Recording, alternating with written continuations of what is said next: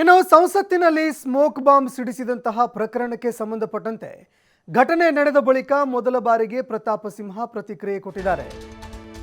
ಇನ್ನು ಮಾಧ್ಯಮದವರ ಪ್ರಶ್ನೆಗೆ ಉತ್ತರಿಸಲಾಗದೆ ತಡಬಡಾಯಿಸಿದ್ದಾರೆ ಸಂಸದ.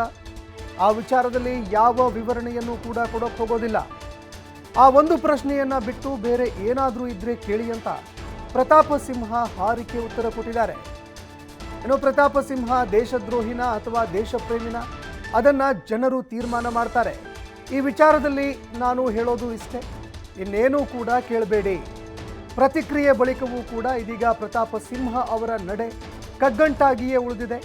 ಅದೇ ರೀತಿಯಾಗಿ ಪಾಸನ್ನ ಯಾವ ಕಾರಣಕ್ಕೆ ವಿತರಣೆ ಮಾಡಿದ್ರು ಅನ್ನುವಂತಹ ಪ್ರಶ್ನೆಗೂ ಕೂಡ ಉತ್ತರ ಇದೀಗ ಕಗ್ಗಂಟಾಗಿಯೇ ಉಳಿದುಕೊಂಡಿದೆ.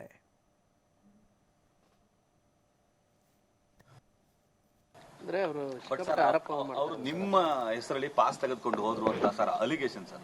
ನನಗೆ ವಿಚಾರ ಹೇಳಿದ್ನಲ್ವಾ, ಪ್ರತಾಪ್ ಸಿಂಹ ದೇಶ ಪ್ರೇಮಿನೋ ದೇಶಭಕ್ತನೋ ರಾಷ್ಟ್ರವಾದಿನೋ ಅನ್ನೋದನ್ನ ನನ್ನ ಓದುಗರು, ಬೆಟ್ಟದಲ್ಲಿರುವಂಥ ತಾಯಿ ಚಾಮುಂಡಿ, ಕಾವೇರಿ ತಾಯಿ, ಮೈಸೂರು ಕೊಡಗಿನ ಜನ, ಓದುಗ ಅಭಿಮಾನಿಗಳು ಅವ್ರಿಗೆ ಗೊತ್ತಿದೆ. ಅವರು ಅವ್ರ ತೀರ್ಮಾನವನ್ನ ಏಪ್ರಿಲ್ನಲ್ಲಿ ಹೇಳ್ತಾರೆ. ಘಟನೆ ಬಗ್ಗೆ ತಾವೇನು ಹೇಳ್ತೀರಾ? ಅದ್ರ ಆಚೆಗೆ ಬಿಟ್ಟು ಬೇರೆ ಏನಾದ್ರು ಇದ್ರೆ ಕೇಳಿ ದಯವಿಟ್ಟು. ನಿಮ್ಮ ಹೇಳಿಕೆ ದಾಖಲೆ ಏನಾದ್ರು ಮಾಡ್ಕೊಂಡಿದ್ದಾರೆ? ಅದು ಆಚೆಗೆ ಏನಾದ್ರು ಇದ್ರೆ ಕೇಳಿ, ಇಲ್ಲ ನಾನು ಕೊಡಗಿಗೆ ಹೋಗ್ಬೇಕು, ನಾನು ಹೊಡ್ತೀನಿ. ಅಂದ್ರೆ ಅವರು ಆರೋಪ